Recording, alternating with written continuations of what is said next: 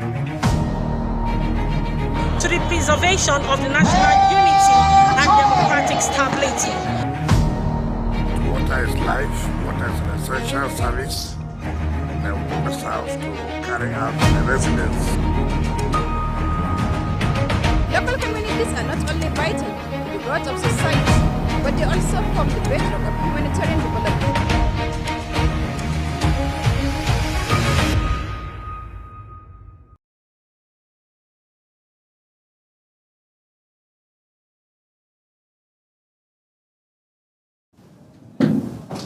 Hello and welcome to The Reporter, a news and current affairs program that goes beyond the headlines, bringing reporters from the field to give first-hand accounts and in-depth analysis of unfolding issues, correspondence, perspectives, ensuring balance, credible and comprehensive storytelling.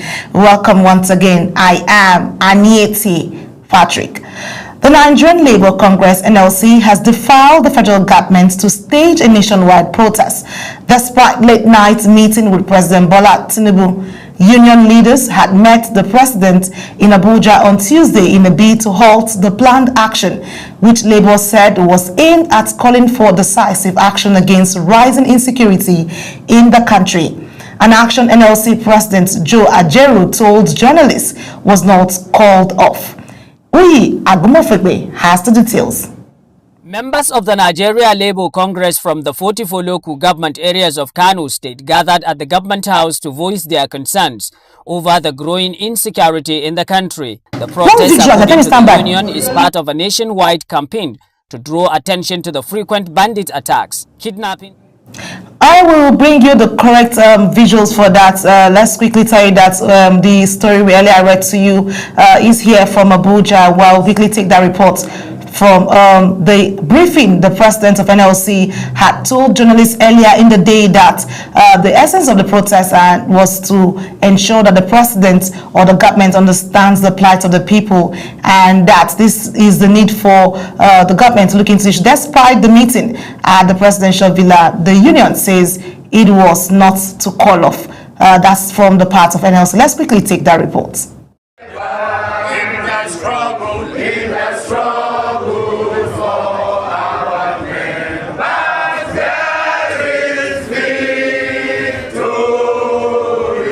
Ajaero noted that the meeting did not amount to a cancellation, stressing that the Congress never issued any statement suspending the protest. According to him, repeated letters sent to the presidency since June on food, financial and physical insecurity faced by workers were ignored. Part of the discussion we wanted to go with the president is on national issue of security, both physical security, fiscal insecurity and financial insecurity. So it took this issue of action, which was basically to protest and to list to them the level of physical and financial insecurity that the workers are passing through.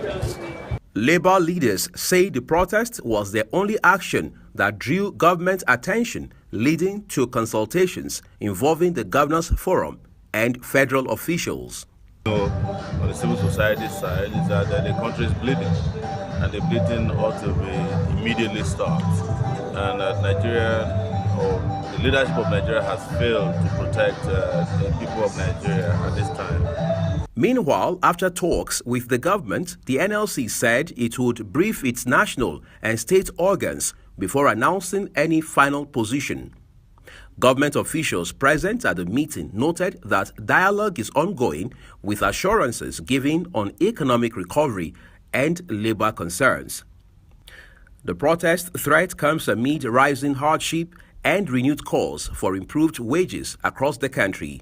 For now, the Labour Congress insists the streets remain its next line of action, pending a collective decision by its leadership. Uyi Agumofegbe, reporting for Global TV News. And joining us live in the studio is our correspondent Uyi Agumofegbe to bring us up to speed with how that went down today on the field. Uyi, it's good to have you join us. Thank you, Anita. It's my delight. All right, quick, let's look at this. By proceeding on this particular protest by the NLC, nationwide, it's not just in Abuja, like we saw it happen across other states. After the meeting with the president, do you think the NLC is asserting workers' power, or does it feel like is a signal to break down trust between the leadership and the organized labor and also the presidency in terms of insecurity and hardship in the country? It's quite interesting, Anita. First of all, for context, the meeting was behind closed doors, so we can't authoritatively itemize what the elements were, in the middle of that dialogue. But certain things were established, at least from the angle of the leadership of the Nigeria Labour Congress. For example, the president of the NLC, Comrade Joe Ajero, did say that what happened was not conclusive in terms of negotiations. It was a dialogue that he had, which means that it was open-ended at the end of the day, because reporters tried to press him as to making commitments, for example, to say, well, on account of this meeting we have had with Mr. President, going forward, the meeting, this protest has been cancelled, or if you like, put on hold indefinitely and things like that, or despite this meeting, we're going on with the protest. He didn't say any of those. Okay. Instead, he said he was going back to also meet with other organs within the leadership architecture of the labor, and then a decision will be made afterwards. So, from what we saw in the course of business today, it's very clear that labor eventually resolved to say this protest would have to go on, having put all factors into consideration. So I'm worried about the fact that Labour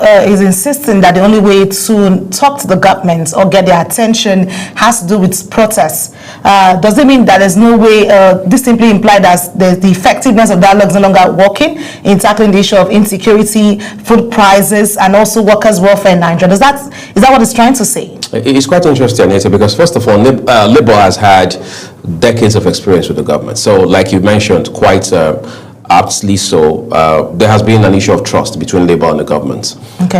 We're seeing, for example, if you even look at the ASU issue with the federal government since 2009, you realize that it's the agreement from that, sort of meeting, 60 years down the line, that still forms the basis of protest by university lecturers till today. So, there's a breakdown of trust between the federal government and Labour. We can't pretend about that. Okay. But again, this meeting from barely 24 hours ago now also raises questions as to, was the government able to convince Labour about its own position, for example? Okay. Because I read, for example, word for word, the statement by the Minister of State for Labour. It sounds pedestrian, so there was no grit in it. It didn't look like the meeting was solid. Okay. And that's, again, for me, falls below average, given that President Bola Tinubu himself was the one that called for that meeting. If it was a meeting between, let's say, Minister of Labour and the leadership of NLC, well, we can say give or take for whatever it's worth. But when a President Bola Tinubu invites the leadership of Labour into a meeting, that shows he has interest. Exactly. We should see some kind of bites by way of outcome.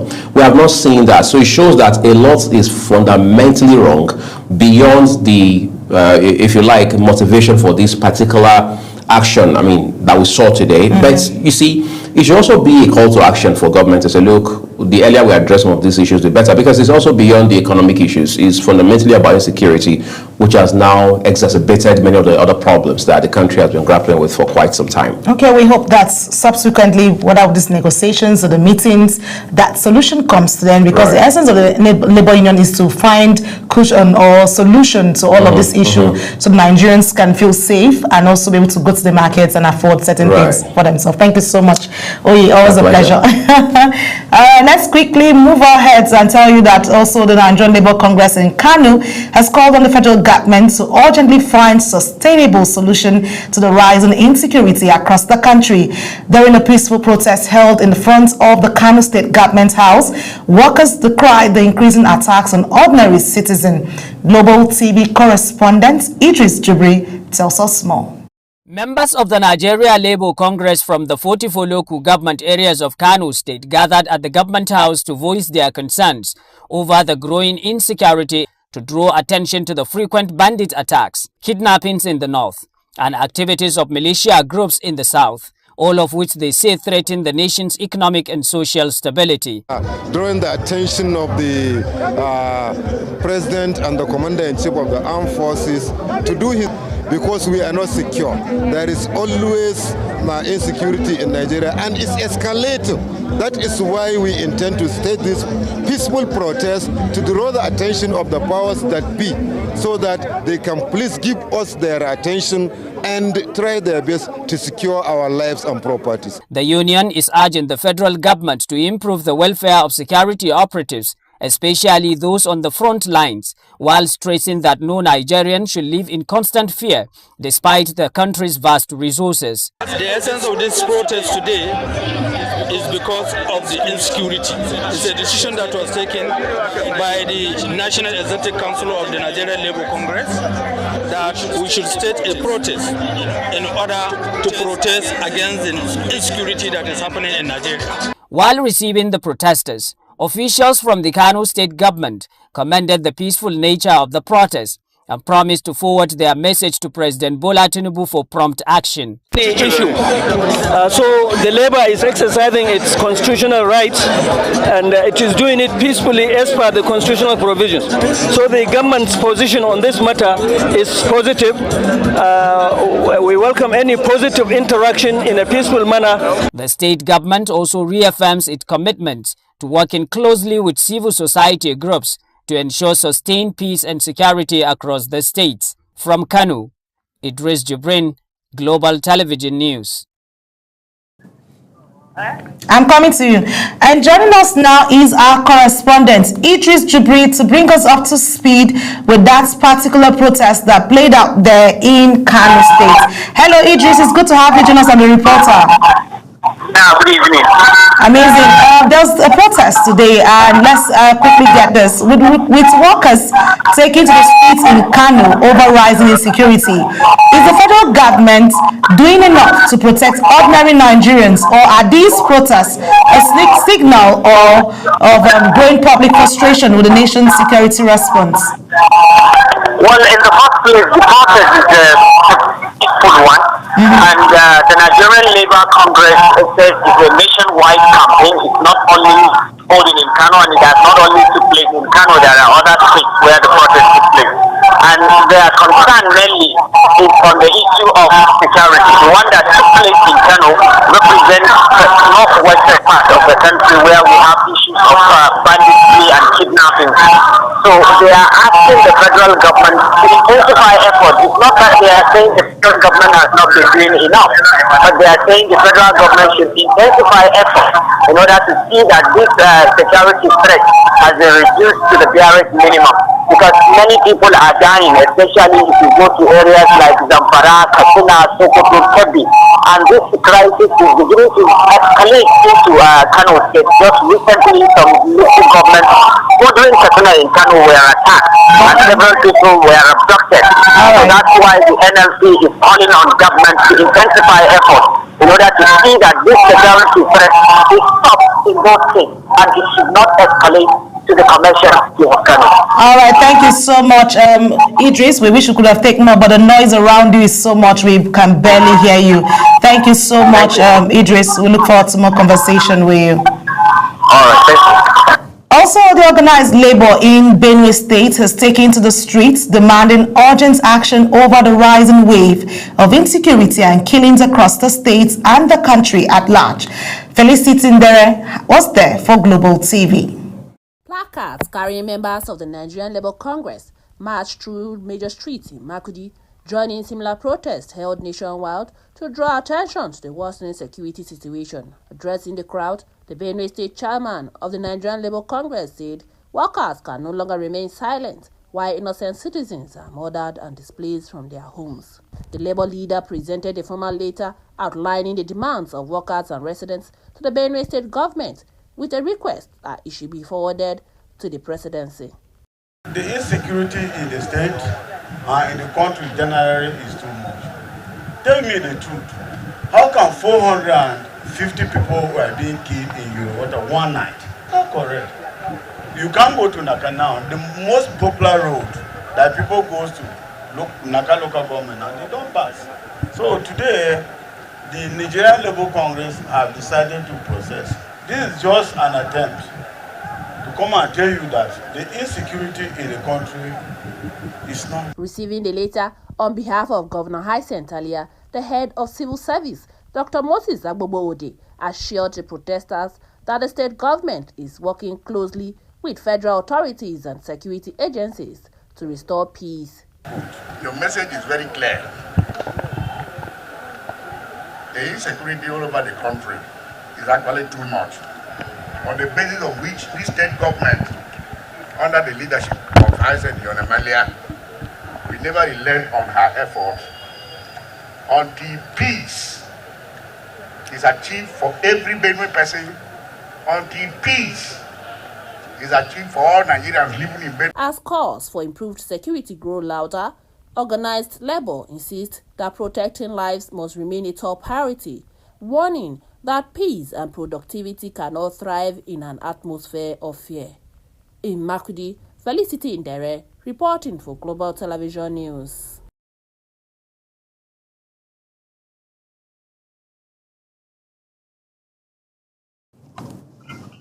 And joining us now is our correspondent, Felicity Indere, to give us more on the report.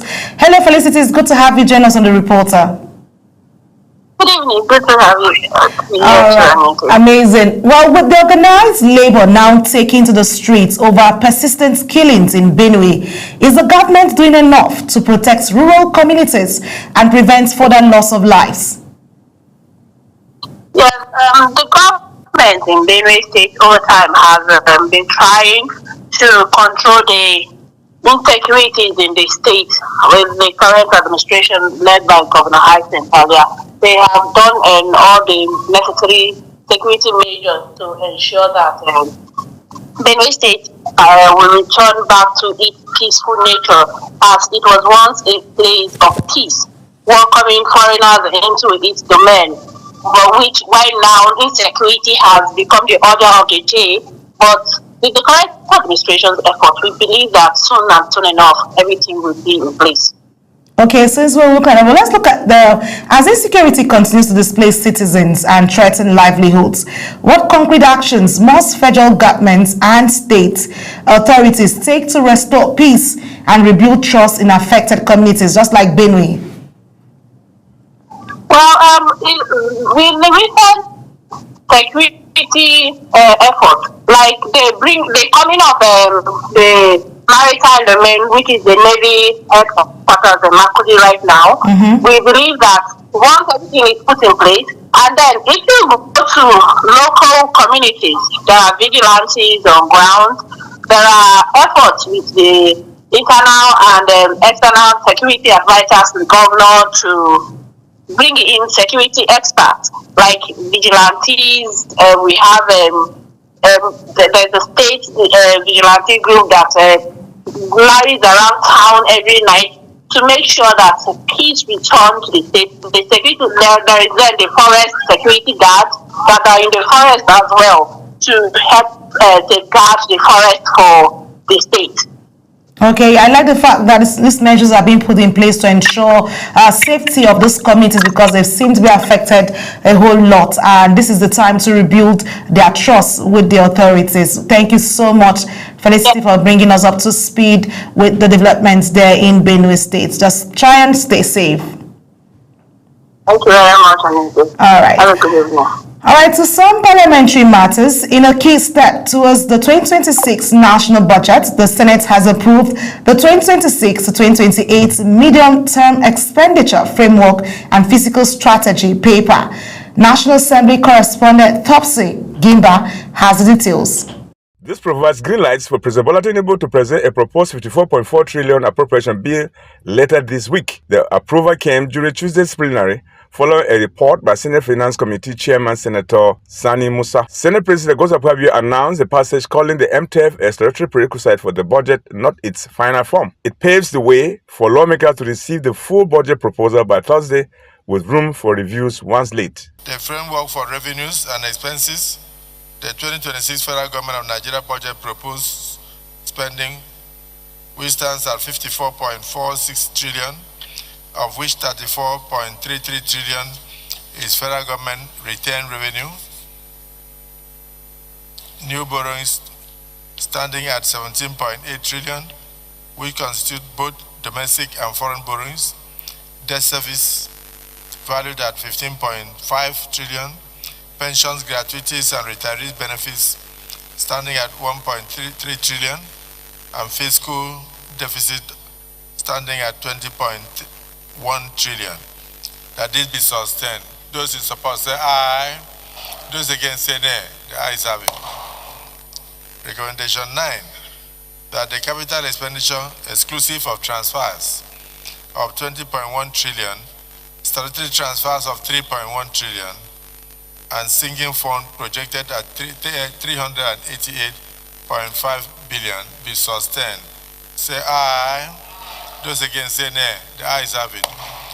Recommendation 10, that total recurrent non-debt projects projected at 15.2 trillion, special intervention for recurrent and capital pegged at 200 billion, and 14 billion respectively be sustained within this report. Those in support say aye, and those against say nay. The ayes have it. Akpabio expressed confidence that the framework's projections will realistically back the federal government's Renew Hope agenda. Topsy Gimba, reporting for Global Television News. And joining me live in the studio right now is our National Assembly correspondent, Topsy Gimba, to bring us up to speed. I'm smiling because he looks just like the Senate president actually today. Topsy, it's good to have you join us on the reporter. Thank you so much, Anita, for giving me that opportunity. All right, amazing. But there's a whole lot happening with this medium-term expenditure framework. Let's look at the Senate's approval of the 2026 medium-term expenditure framework. What priorities do you think President Tinubu should focus on in the proposed 54.4 trillion naira budget? Yeah, well, of course, you know, Nigeria budget sometimes suffers deficits majorly. Okay. It's not like you and your family, as a father or as a mother, you propose that this year this is what you want to do. Okay. And then you set a target of really getting that thing done. Okay. Now, at the end of the day, in the process of doing that, something will happen. You don't meet up. You know, you have to either take over or get some other sources to fill up to make sure you continue the journey. Okay. So this is exactly what happens with most budgets, particularly in Nigeria.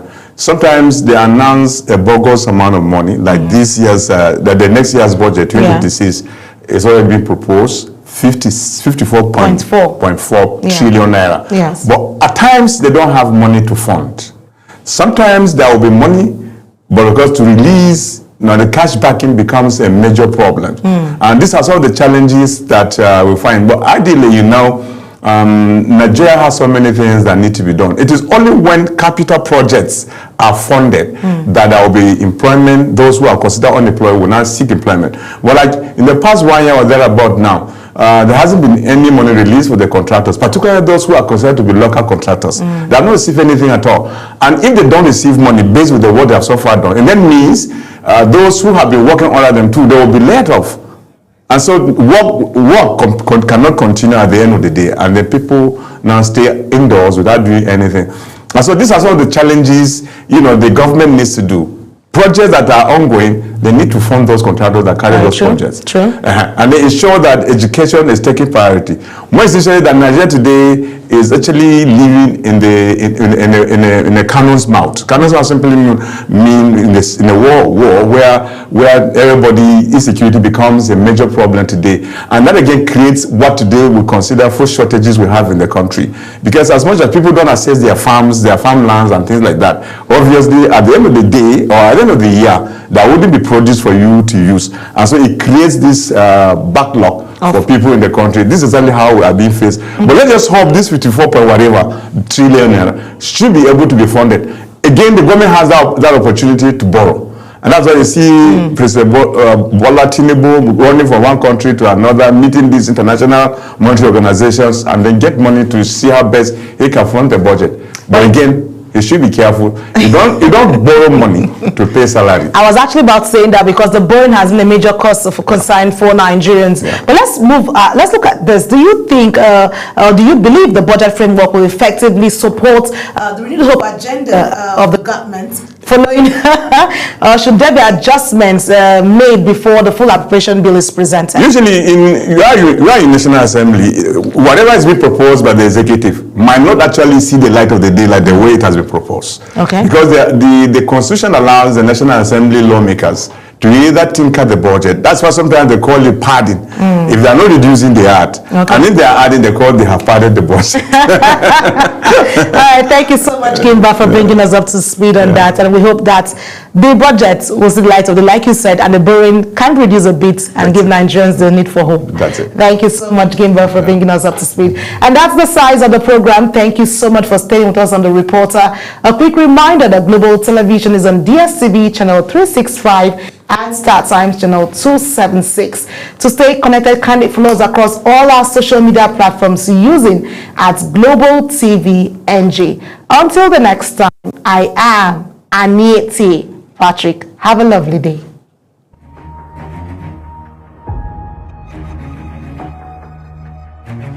Be mindful of how we use social media. It's not just about the platforms themselves.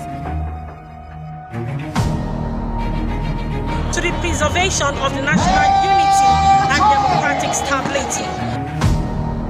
Water is life, water is an essential service, and then we must have to carry out the residents. Local communities are not only vital to the growth of society, but they also form the bedrock of humanitarian development.